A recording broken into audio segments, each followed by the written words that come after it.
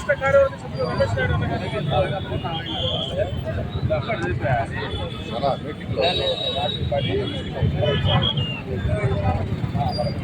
భారతదేశ మాజీ ప్రధానమంత్రి, భారతీయ జనతా పార్టీ వ్యవస్థాపక అధ్యక్షులు శ్రీ అటల్ బిహారీ వాజ్పేయి గారి శత జయంతి 100 సంవత్సరాలు పూర్తయింది.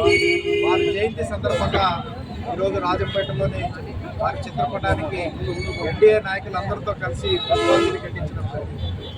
వాజ్పేయి గారు మన దేశం ఇప్పుడు శాంతి మంత్రమే కాదు, యుద్ధ తంత్రంలో కూడా మనం గెలిచి నిరూపించిన గొప్ప వ్యక్తి అటల్ బిహారీ వాజ్పేయి గారు.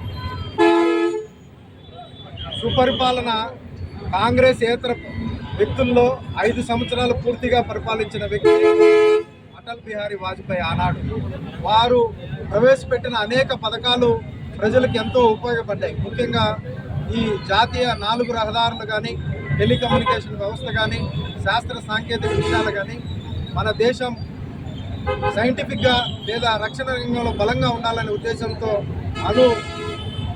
పరీక్షలు, పోఖ్రాన్లో పరీక్షల వ్యవహారంలో కానీ ఇలా దేశం అన్ని రంగాల్లో ముందుకు తీసుకుపోవడానికి వారు చేసిన కృషి ఎంతో విలువైనది.